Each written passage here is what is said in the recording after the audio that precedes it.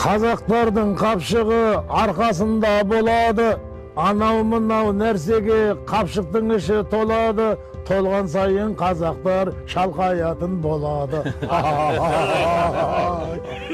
Ал өзбектің қапшығы кеудесінде болады, анау мынау нәрсеге қапшықтың іші толады, толған сайын өзбектер еңкейетін болады. Елбасы келіп осы жерде ашылуға келіп, осы жерде кіріп, кішкентай отрывны көріп, өзбектер білен қол алысып көрісіп, аман саумысыздар, тишмісіздер, яқшы яшайсыздар ме деді. Сонда айтқан бір сөзі бар.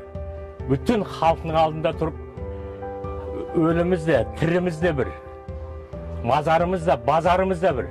Біздің тырнақты еттен ажыратқандай, біз туысқанбыз деп, сондай деп айтты. Екі биіміз Өзбекстан Республикасында Төле би Ташкенттің жүрегінде жатса, Айтеке би Науайда болса, Әмір Темір біздің Қазақстанда болса, бұл қалай? Түбіміз бір, ілдізіміз бір, тіліміз бір түркі халықтар, біз бұрыннан ағайын болып келеткен халықтар екеніміздің дәлелі де осыны белгілейді.